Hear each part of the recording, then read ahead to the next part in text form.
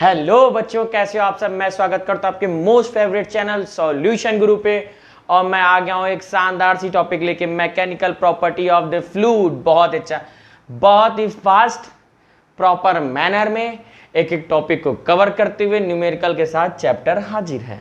ठीक है, तो अगर बात करें तो हम लोग सब mechanical property of the fluid बिना समय गवाए सबसे पहले बात होती है प्रेशर की। प्रेशर क्या होता है? Normal force per unit area. Normal force per unit area, मेरे साथ आप भी बोलते चलिएगा, normal force per unit area is called is pressure. Pressure के लिए अगर बात करें फार्मूला तो हो जाता है P बराबर F बाई ए। P बराबर F by A. SI unit बात करें तो न्यूटन पर मीटर और पास्कल होता है। इसका एसआई यूनिट न्यूटन पर मीटर और पास्कल होता है। डायमेंशन की बात करते हैं ml-1 T-2 होता है sir. Different unit of the pressure is ATM. 1 ATM बराबर 1.03 10 टू पावर 5 पास्कल, या फिर बार भी होता है। क्या होता है? बार। ठीक है, ये अब यहाँ पर अगर बात करें एनसीईआरटी में तो इसकी बात में हम लोग को नहीं दिया है, तो हम लोग पढ़ना भी नहीं है। डेंसिटी, अगर डेंसिटी की बात करते हैं, डेंसिटी कहते हैं मास पर यूनिट वॉल्यूम, मतलब m/v। रेशियो किसका? मास और वॉल्यूम का रेशियो ही हमको डेंसिटी बताता है किसी भी सब्सटेंस का। अब यहाँ पे अगर बात करें मास अपॉन वॉल्यूम में तो हम लोग कहा जाता है एसआई यूनिट क्या? केजी पर मीटर स्क्वायर। ठीक है, फ्लूइड के बारे में आप कहोगे सर फ्लूइड नहीं बताया। फ्लूइड क्या होता है? फ्लूइड विच कैन फ्लो, जो बह सके, विच कैन फ्लो। और यहाँ मैक्सिमली हम लोग 95% बात करेंगे सिर्फ लिक्विड की। कहोगे सर गैस भी बहता है, लिक्विड एंड गैस बोथ होता है, लिक्विड एंड गैस। ठीक है, बट बातें होंगी मैक्सिमली लिक्विड की। ठीक है, अब यहाँ पे हम लोग आगे बढ़ते हुए पास्कल के लॉ को बताया। तो पास्कल का लॉ जो बहुत इंपॉर्टेंट था, उन्होंने क्या बताया? The pressure in a fluid at a rest in a same at all point if they are a same height. अगर हम बात की जाए तो प्रेशर की कहाँ पे?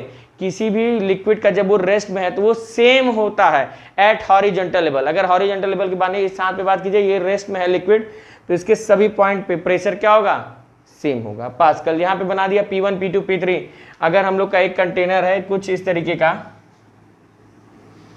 इसमें लिक्विड भरी हुई है, सबकी हाइट h है, तो यहाँ पे प्रेशर P1, यहाँ पे प्रेशर P2, यहाँ पे प्रेशर P3। अगर तीनों का लेवल सेम है तो प्रेशर भी सेम होगा। ठीक है, variation of the pressure with a depth. अगर बात करें variation of the pressure in the depth तो हम लोग एक का न्यूमेरिकल डिराइवेशन है जिसको हम लोग बात करते हुए समाप्त करेंगे बहुत इजी मैनर में। आइए देखें क्या कह रहा है। ये हम लोगों से कह रहा है कि सर एक कंटेनर में हम लोग एक टुकड़ा छोटा सा डाल दिए तो उसके ऊपर लगने वाला प्रेशर, ठीक है, पहला इसके बॉटम में यहाँ पे लगने वाला प्रेशर, तो मान ले रहे हैं यहाँ पे सर प्रेशर कितना लगेगा? P। और यहाँ पे तो प्रेशर निकालने के पहले हम लोग प्रेशर से हम लोग नहीं, प्रेशर निकालने में तो डिफिकल्टी आती है तो हम लोग फोर्स से चलते हैं। तो यहाँ से लगने वाला पहला फोर्स mg और दूसरा यहाँ से लगने वाला एटमॉस्फेरिक प्रेशर Pa। ठीक है, इसका क्रॉस सेक्शन एरिया A है तो एक और फोर्स लग जाएगा P। कौन सा फोर्स? P A और A। और यहाँ पे भी क्रॉस सेक्शन एरिया है तो यहाँ पे लगने वाला फोर्स क्या हो जाएगा? PA। तो बात करें PA इज इक्वल टू ये, ठीक है, PA इज इक्वल टू हम लोग का हो जाएगा सर P0A या PA प्लस यहाँ पे mg। ठीक है, और बात करें तो हम लोग का सर m बराबर हम लोग क्या जानते हैं?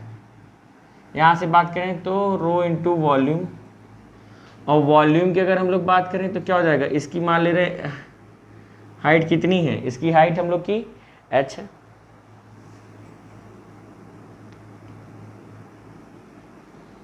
ठीक है, इसकी हाइट की अगर हम लोग बात करें तो कितनी हो जाएगी यहाँ पे? h। तो यहाँ से अगर वॉल्यूम हम लोग निकालेंगे एरिया तो वॉल्यूम बराबर होता है एरिया इंटू हाइट, तो रो AH होगा। वही मास उठा के यहाँ पे रखेंगे। देखिएगा सर यहाँ से m की वैल्यू उठा के यहाँ पे रख रहे हैं तो PA rho A plus rho GHA, A सब में कॉमन तक हटा दिए तो P minus PA is equal to rho G। ठीक है। P minus P A is known as आपका रो जी एच। ये भी एक फार्मूला है जब हम लोग के सर एक डेप्थ डिफरेंट रहेगी, किसी एक बड़े से कंटेनर में उठा के एक बॉक्स को डाल दिए तो उस बॉक्स के ऊपर लगने वाला प्रेशर क्या होगा, हम लोग इस फार्मूले से निकाल सकते हैं। मतलब उसके बॉटम में कितना प्रेशर लग रहा होगा, तो एक हाइट ले लेंगे सर, ठीक है, कितना प्रेशर लग रहा होगा तो उस हाइट का हम लोग मेजरमेंट कर लीजिए, एच क्या हो जाएगी सर, एच। तो इसके कारण इतनी जो लिक्विड भरी हुई है इस एरिया में ये mg लगा रही है इनके ऊपर, और यहाँ से लगने वाला एटमॉस्फेरिक प्रेशर pa है ही, तो दोनों मिला के, और p माइनस पी ए को हम लोग क्या कहते हैं, p माइनस पी ए को हम लोग क्या कहते हैं सर यहाँ पे, गेज प्रेशर, ठीक है। pa माइनस पी ये क्या कहलाता है, GAG गेज प्रेशर।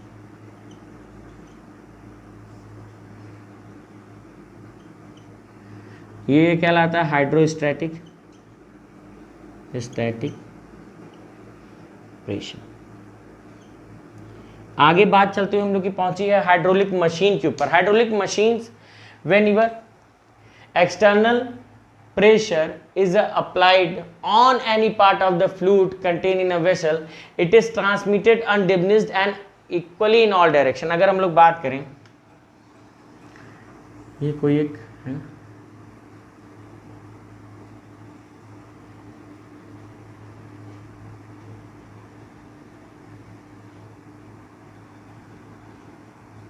यहाँ से हम लोग प्रेशर लगा रहे हैं सर, ये ठीक है, इस तरीके से P1, और यहाँ पे रखा हुआ जो भी चीज़ है सर वो हम लोग का ऊपर उठ जाएगा सर, क्योंकि ये बता रहा है कि यहाँ से अगर P1 लगा रहे हैं तो ये डिस्ट्रीब्यूट होता हुआ इनके पास जाएगा और लगा देगा क्या, P1 ऊपर की तरफ। P1 बराबर सर यहाँ पे क्या हो सकता है, F1/A1, और यहाँ P2 यही PA वो क्या हो जाएगा सर यहाँ पे आपका F2/A2, क्योंकि F2 बदल गया सर, यहाँ पे क्या हो जाएगा, F2 बदल जाएगा, ठीक है। यहाँ पे P और P1 बता दिए, तो इसका रेशियो, क्योंकि हम लोग का ये वाला चीज़ जो था यही P1 जाके तो F1 ये P1 और इस वाले पे भी जो P2 होता है सर, जो इनको ऊपर की तरफ खींच रहा है, ये P2 कौन है, यही P1 तो P2 है, तो इसको P1 ही दोनों साइड हम लोग का बराबर है, तो इसका मतलब F1/A1 और F2/A2 बराबर है सर। इसका मतलब और क्या लिख सकते हैं, F1/F2 is equal to A1/A2। कोई दिक्कत? स्ट्रीम लाइन फ्लो की बात की है सर, ठीक है। हाइड्रोलिक मशीन का बहुत ज़्यादा सर एग्जाम्पल है, जैसे कि हम लोग के हाइड्रोलिक लिफ्ट हो गई, हाइड्रोलिक जैक हो गया, और ये एक और हम लोग का कह रहा है अनादर, अगर हम लोग देखने का क्राइटेरिया तो ये भी एक पास्कल का लॉ ही है, जो क्या बता रहा है सर कि अगर किसी भी बंद कंटेनर में लिक्विड पे अगर हम लोग प्रेशर अप्लाई कर देंगे तो pressure is equally distributed in all direction, pressure equally distributed in all direction sir. तो वही ये बता रहा है, फिगर मान लो मेरा थोड़ा सा गंदा है बट बताने का प्रयास इन्होंने यही किया। और अगर इनको सुंदर से बनाना चाहें तो क्या हो रहा है सर, ध्यान से देखिएगा,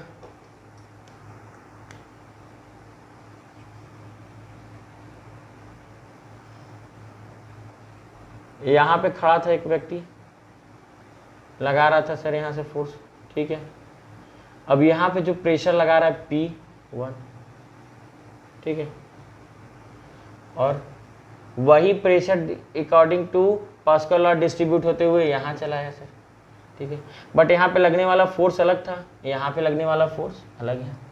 मान ले रहे हैं यहाँ पे कोई कार खड़ी थी इस तरीके की, ठीक है, कार खड़ी थी हम लोग की, तो इसका यहाँ पे mg अलग होगा सर, और इनका mg अलग होगा बच्चा, m डैश। बट अगर बात करें तो P1 इनका भी है और यही P1 यहाँ पे भी है, तो बट फोर्स अलग होने से क्या होता है, और क्रॉस सेक्शन तो इन्होंने बता दिया कि P1 is equal to P2, तो यहाँ पे भी जो था P2 मान लो है sir, but according to this law P1 P2 बराबर हो गया, तो P1 पे लगने वाला फोर्स क्या था, जो mg/a, और यहाँ पे लगने वाला फोर्स mg/में। ये इसका क्रॉस सेक्शन एरिया अलग था, इनका क्रॉस सेक्शन एरिया अलग था, तो mg को हटा के यहाँ पे डायरेक्ट इन्होंने फोर्स के हिसाब से F1 रख दिया, यहाँ पे सर F2 रख दिया। कोई दिक्कत तो होनी नहीं चाहिए, ठीक है, कोई दिक्कत होनी चाहिए। मतलब हम लोग सर अगर बात करें तो यहाँ पे स्मॉल क्रॉस सेक्शन एरिया पे फोर्स निकाल के, स्मॉल क्रॉस सेक्शन एरिया पे हम लोग क्या लग सकते हैं, फोर्स लगा के ज्यादा से ज्यादा प्रेशर दूसरे साइड। अगर हम लोग को यहाँ पे बात की जाए एक न्यूमेरिकल ड्रॉ करने की हम लोग यहाँ पे कोशिश समझाने के लिए करेंगे कि अगर हम लोग इस साइड F2 पता लगाना है, हम लोग का F1 दिया हुआ है 10 न्यूटन, A1 दिया हुआ है हम लोग का 10 सेंटीमीटर का स्क्वायर और A2 दिया हुआ है 1 मीटर स्क्वायर, तो हमको पता लगाना है F2। क्या इसका हेल्प कुछ हो रहा है? हम लोग एक माने मिनिमम अमाउंट में फोर्स लगा के मैक्सिमम अमाउंट में पा सकते हैं, इसका काम यही है सर। तो F1 बराबर हम लोग का F2 बराबर क्या होता है sir? F1 upon A1 into A2, ठीक है। तो F1 बराबर 10 और यहाँ पे A1 बराबर 10 सेंटीमीटर, तो इसको मीटर में करेंगे तो 10 की पावर -4 और A1 बराबर इतना, तो ये कैंसिल हो गया, 10 की पावर 4 ऊपर चला गया न्यूटन, इसका मतलब 10,000 न्यूटन हो गया सर। इतना फोर्स मिलने लगा एक स्मॉल। हम लोग को क्या क्या चाहिए सर? यहाँ पे स्मॉल एरिया में मिनिमम अमाउंट में हम लोग प्रेशर लगा के मिनिमम अमाउंट में सर फोर्स लगा के लार्ज अमाउंट में फोर्स पा सकते हैं, ठीक है। ये 10 किलो का न्यूटन 10 न्यूटन का फोर्स लगा के सर यहाँ पे 10,000 न्यूटन का इन्होंने आउटकम पाया, ठीक है। तो इससे समझ में आई बातें, आगे चलें। बात आई है स्ट्रीम लाइन फ्लो पे। स्ट्रीम लाइन फ्लो जब भी हम लोग बात कर रहे हैं तो we study the fluid in a rest की बात किए थे। अब यहाँ पे जब जैसे ही फ्लो की बात होगी, बहते हुए लिक्विड की अगर हम लोग बात करते हैं तो इसको डायनेमिक फ्लूइड डायनेमिक कहते हैं। क्या कहते हैं सर? अगर बहते हुए फ्लूइड की बात करेंगे या उसके बारे में हम लोग स्टडी करेंगे तो फ्लूइड डायनेमिक्स हो जाएगी, ठीक है। तो यहाँ पे the flow of the fluid is to be study. अगर बहते हुए फ्लूइड को स्टडी तभी कहा जाएगा if at any given point the velocity of each passing fluid are particles remains constant. मतलब अगर कोई पाथ ये है, इस पे लिक्विड बह रही है, लिक्विड को स्टडी तभी कहेंगे कि किसी भी एक पॉइंट से पास करने वाले सारे पार्टिकल की स्पीड क्या होनी चाहिए? सेम होनी चाहिए, कांस्टेंट रहनी चाहिए। वी अगर पहले पार्टिकल की थी तो दूसरे पार्टिकल की वहां से गुजरेगा तो वी ही रहेगा, तीसरा पार्टिकल गुजरेगा तो भी वी रहेगा, चौथा पार्टिकल गुजरेगा तो भी वी ही रहेगा। आगे बढ़ते हुए हम लोग स्ट्रीम लाइन के बारे में पता लगा। स्ट्रीम लाइन क्या होता है? This is the path taken by the fluid particle in steady flow. ये पाथ है, ये वो रास्ता है जिसको कौन एक्वायर कर रहा है सर? स्टेडी फ्लो वाले मॉलिक्यूल। इसको कौन एक्वायर कर रहा है? स्टेडी फ्लो वाले मॉलिक्यूल, ठीक है। समझ में आया? आइए इसके आगे हम लोग टॉपिक बढ़ाते हुए जल्दी से जल्दी टॉपिक को कवर करने का प्रयास करेंगे। तो आइए हम लोग बात करते हैं यहाँ पे इक्वेशन ऑफ कंटिन्यूटी की। इसकी इक्वेशन ऑफ कंटिन्यूटी। अगर हम लोग पिछले टॉपिक में हम लोग मैकेनिकल प्रॉपर्टी ऑफ फ्लूइड के बारे में पढ़ चुके थे सर, स्ट्रीम लाइन फ्लो या स्टेडी फ्लो, तो इसी के बाद अगली टॉपिक है इक्वेशन ऑफ कंटिन्यूटी। तो ये हम लोगों को बताता क्या है? ध्यान से थोड़ी स्पीड के साथ हम लोग समझना चाहेंगे।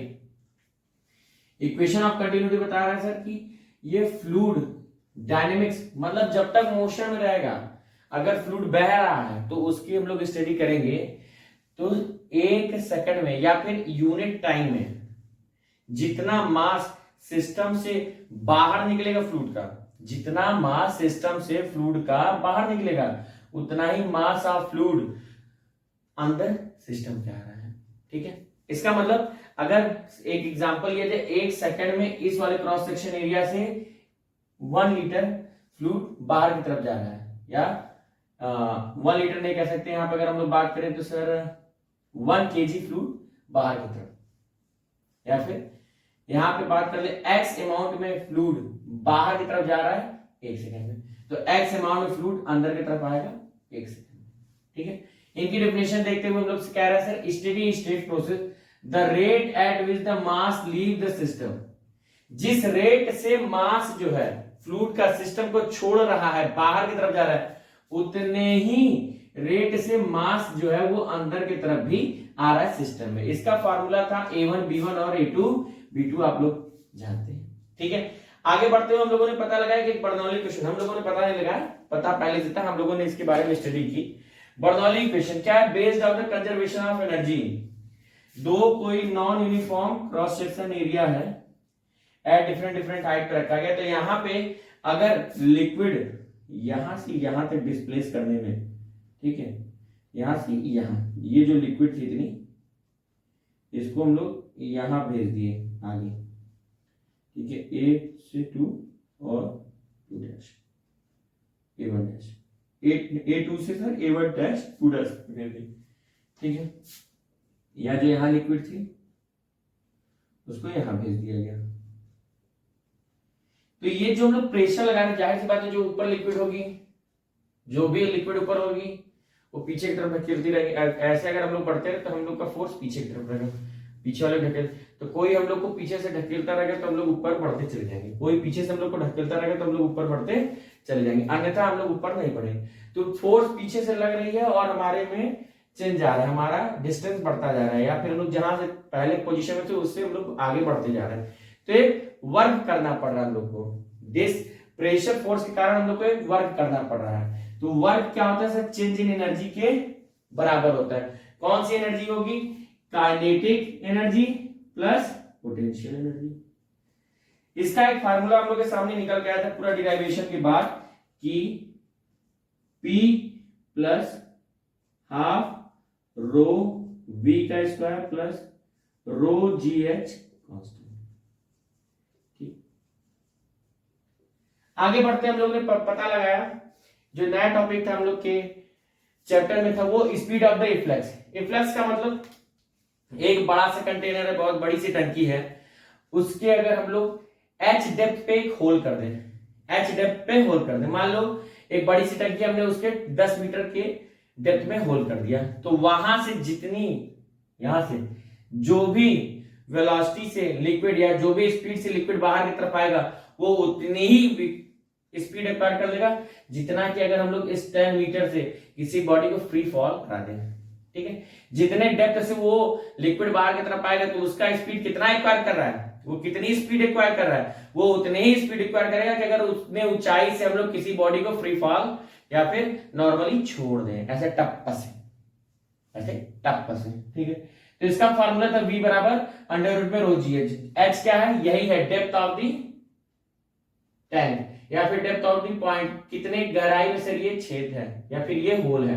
आगे बढ़ते हम लोगों ने पता लगा विस्कोसिटी क्या है, property of the fluid in which the layers of the fluid opposes the motion of fluid, property of fluid in which the layer opposes the motion of fluid, ठीक है। फ्लूइड बहुत ज्यादा हो गया था, तो अगर हम लोग पता करें तो ये क्या हो जा रही है कि एक तरीके की प्रॉपर्टी है किसी भी मटेरियल की, और जो कि फ्लूइड है वो उसकी लेयरें आपस में एक दूसरे को क्या करती हैं, रगड़ के चलती हैं।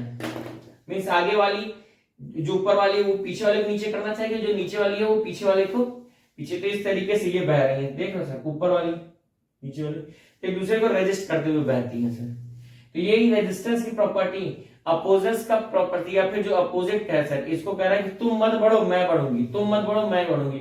इस तरीके की जो प्रॉपर्टी वो विस्कोसिटी कहलाती है, ठीक है। और इनके लेयरों के बीच में लगने वाला टेंजेंशियल फोर्स विस्कस फोर्स कहलाता है। Tangential force between the layer of the liquid या between the layer of the fluid is known as the viscous force. उसी के डिस्कस किया है सर स्टोक्स लॉ ने। स्टोक्स लॉ में और कुछ नहीं, इन्होंने विस्कस फोर्स को बताया कि किसके किसके ऊपर डिपेंड करता है। तो पहला viscous force F is directly proportional to V.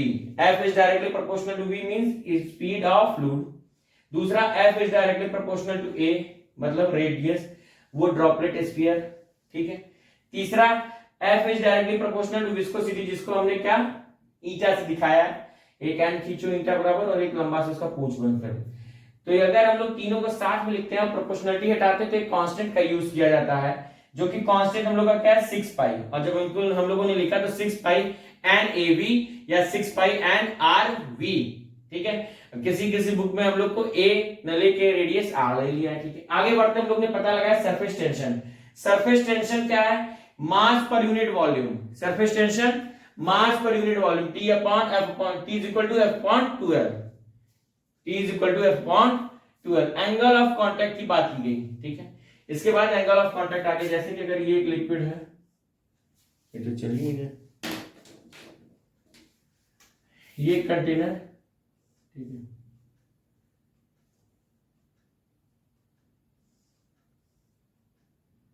इसमें कुछ लिक्विड है, तो एक टेंजेंशियल इधर टेंजेंट ड्रॉ किया, एक इनके बीच में बनने वाला एंगल क्या कहलाया आपका एंगल ऑफ कांटेक्ट। ठीक है, तो एंगल ऑफ कांटेक्ट बताया कि अगर हम लोग टेंजेंट ड्रॉ कर रहे हैं कहां से, at the surface of point of contact. पहला तो लिक्विड के सरफेस पे जहां भी वो पॉइंट ऑफ कांटेक्ट में आ रही, जहां पे कांटेक्ट में आ रही सॉलिड की, वहीं से सर हमने ट्रांजेंट ड्रॉ कर दिया, एक ये ट्रांजेंट ड्रॉ कर दिया। ठीक है, मान लो ये एक लिक्विड है, ये एक फ्लूइड है, ठीक है, वो यहां से कांटेक्ट में आ रही तो मैंने यहीं से एक ट्रांजेंट ड्रॉ कर दिया। और दूसरा ट्रांजेंट हमने ड्रॉ किया सर विद इन या फिर inside the surface, inside the आ गया इनसाइड द लिक्विड, सॉलिड से टेंजेंट ड्रॉ किया गया सर इनसाइड द लिक्विड। तो ये कुछ इस तरीके का, ये देख रहा हूं मेरा हाथ और ये बॉडी, तो यहां पे बनने वाला एंगल क्या कहला रहा है सर आपका एंगल ऑफ कांटेक्ट। ठीक है, कुछ इस तरीके का। फिर से देख लो बड़ा सा, एक तो यहां से ड्रॉ कर दिया गया, दूसरा यहां से ड्रॉ कर दिया गया, ये चीज है। ठीक है, आगे बढ़ते हम लोग ने पता लगा ड्रॉप एंड बबल का प्रेशर। ठीक है, लिक्विड ड्रॉप प्रेशर इनसाइड, अगर लिक्विड का कोई ड्रॉप है उसके में इनसाइड प्रेशर कितना होता है तो वो 2T/R होता है। और अगर बात करें बबल में प्रेशर कितना होता है इनसाइड में तो वो 40/R होता है, where T is equal to surface tension, T is equal to surface tension. अब बात करें सरफेस टेंशन का फार्मूला तो हो जाएगा न्यूटन पर मीटर। ठीक है, उसके बाद हम लोग का है capillary rise, due to the pressure difference, the liquid rises in capillary, या बहुत पतली सी ट्यूब में से लिक्विड राइज कर जाती है, किसके कारण, due to the difference of pressure. तो उसका फार्मूला क्या है 2T/ρGA। इसका अगर हम लोग बात करें तो कुछ इस तरीके का एक्सपेरिमेंट हुआ करता था, इसमें हम लोग उल्टा करके इसको रख दिए तो ये लिक्विड यहां तक चढ़ गई, तो ये H कितना आया है उसी को हम लोग ने इससे कैलकुलेट किया। ठीक है, तो यहां पे जाके हमारी मैकेनिकल प्रॉपर्टी ऑफ फ्लूइड समाप्त हुआ है। ठीक है, समझ में आ गया सभी को। Thank you for watching this video बच्चों, और हम लोग आप चैनल के साथ जरूर जुड़े रहिएगा। अभी बैक टू बैक वीडियो आने वाली है शॉर्ट में मिनिमम 30 मिनट्स की, जिसमें हम लोग सर पूरे टॉपिक को डिस्कस करेंगे। और किसके टॉपिक को डिस्कस करेंगे sir, thermal property of the matter. बहुत ही अच्छी टॉपिक है, बहुत ही मजा आने वाला है, तो वीडियो को देखना ना भूलें। बाय बच्चों।